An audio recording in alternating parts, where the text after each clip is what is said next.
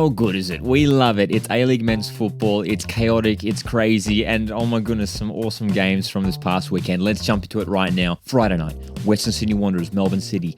3-1 win to City. They simply just outclassed the Wanderers in this game.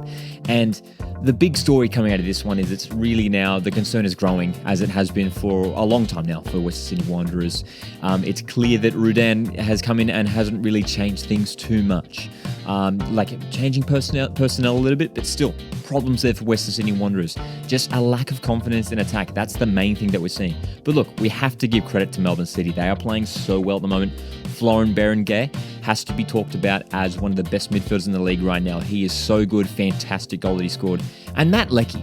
What a turnaround for Matt Leckie. A player who was struggling in the early parts of the season. 2 Tim Cahill-esque headers in this game to give City the lead in that first half. Brilliant from the Socceroos winger. On Saturday afternoon, one of, for me personally, their most anticipated games of the weekend, Wellington Phoenix taking on Adelaide United. 2 teams who are looking good in recent weeks.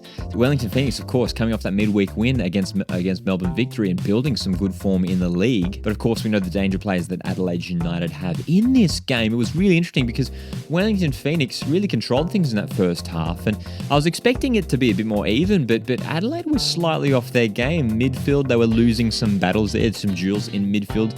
Wellington, the likes of Piscopo, Gail Sandoval, getting the better of this Adelaide United side. And it was Sandoval scoring his second goal in the A-League so far to get the Phoenix in the lead in that first half. He's looking real good at the moment, Gail Sandoval. But the second half, it was the reverse. Wellington Phoenix sat back and Adelaide were the ones pushing for the goal, and they eventually got it right at the end. Bernardo Oliveira, the 17-year-old, his first goal in the A-League men's competition. Fantastic for the youngster to open his account in the A-League. And it's a valuable point for the Reds, who will be looking to maintain their position in the top 6. But Wellington Phoenix, I think they will feel that this is 3 points dropped. They easily could have picked up the win in this game. Saturday night, we did a live watch along for Sydney FC, Western United. A big game considering where these 2 teams were sitting on the ladder heading into this one. And 2 teams where Sydney FC, have been building some good form in the league and got a really gritty win against Adelaide last week. Western United, the kings of the defence. We know what to expect from John Aloisi's side now. And for me, this game went as expected. My prediction was a 1-1 draw, and it did end up panning out that way. It was tight stuff in the first half. Second half as well continued the same way. It was Western United who broke the deadlock. Fantastic move down that left wing involving Prijovic and Connor Payne, teeing it up for Steven Lustica, who scores his 3rd goal for the campaign. The midfielder who, for me, is one of the maybe one of the more underrated midfielders in the A-League right now. For Sydney FC, things still looking good in this game. I thought Ninkovic was good, Max Burgess getting the goal as well. And with Luciano Narsing, the new winger, arriving in Sydney shortly, that'll be a big boost for Sydney FC and will help them continue their push towards the top of the ladder. There was some late drama, potential handball for Ryan Grant. Was it a handball? Initially, on my first viewing, I thought handball, but on the replay, it did look like it did make contact with the shoulder. It was higher up on the arm, so I'm happy with the decision in the end. But there was even more drama in the other Saturday night game. Melbourne Victory 1, Newcastle Jets 2. Melbourne Victory were superb in the first half. Tony Popovic said it himself in the press conference. They played some really good football in that first half, and Newcastle Jets were struggling, especially in midfield, and it was Jake Brimmer who scored, surprisingly enough, his first goal for the campaign. The second half was filled with drama. Josh Brillante, already on a yellow card, picking one up in the first half, picked up a second yellow card. For me, that's definitely a second yellow. He breaks down a promising attack. Josh Brillante, such a key player to Victory in midfield, sent from the field. Victory forced to play the rest of the game with 10 men. And we know what happened last time Melbourne Victory had a player sent off in a game. You remember Ryan Mashan sent off against Perth Glory. They ended up losing 3-0. And it was a similar outcome in this game. That really turned the game for me. Newcastle Jets, the likes of Daniel Pena, were able to get on the ball a lot more in this game. Get Mikkel Datsi involved more as well, who likes to drop back a lot.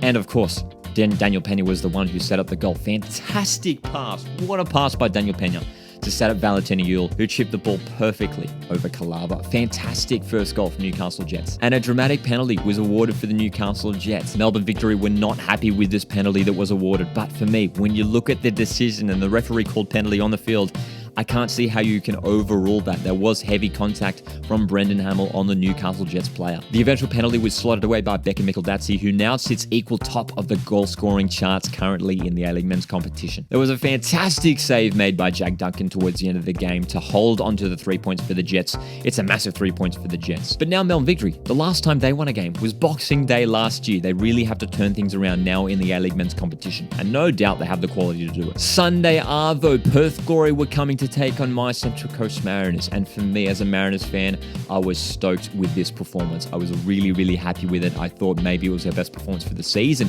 For much of that game, we're creating really, really good chances. Jason Cummings getting his first home goal for the Central Coast Mariners. Fantastic to see. Orenya looked good. Lewis Miller was fantastic from right back.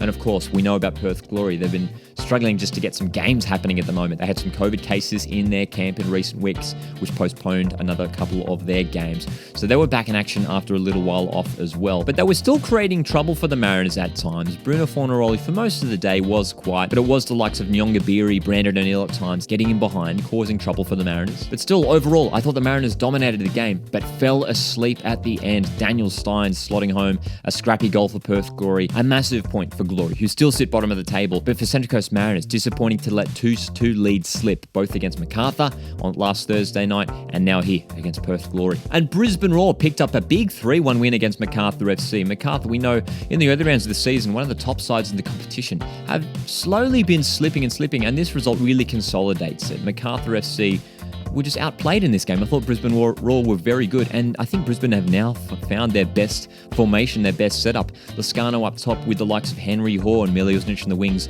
Jay O'Shea, fantastic in midfield, as was Ramat Akbari. I thought he was awesome in this game. Corey Brown, great from left back, scoring a goal in this game, a fantastic strike. Jack Hingett as well, playing his 200th game. So a very complete performance from Brisbane Roar, who could potentially make a push in the second half of this season into the top 6. They certainly have the players to do it, especially with Miliosnic now bagging the goals. But there are now problems for Ante Milicic to solve at the Bulls, in terms of his lineup. We've seen a change formation recently in these last 2 games, going to a 4-2-3-1, which is a slightly different formation to what they were playing earlier on the season. Is this working for Milicic? I think they should go back to the 3 at the back. It was working in the early rounds of the season. When we look at the ladder now, it is Western United who sit top after that 1-1 draw with Sydney FC, Melbourne City in second, and from there, Sydney FC third, Adelaide fourth. Victory have slipped to 5th, but of course still have some games in hand.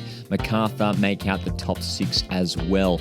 Just sitting behind them, Wellington Phoenix in 7th, followed by Newcastle Jets, Mariners and Brisbane. Those 3 teams there, all level on points. Wanderers now in 11th spot on the ladder. Work to be done for Mark Redan. And Perth Glory still bottom of the ladder, but still, of course, have plenty of games to play. So what did you make of this round? Which results surprised you? So much action. It's so exciting at the moment, the A-League men's competition.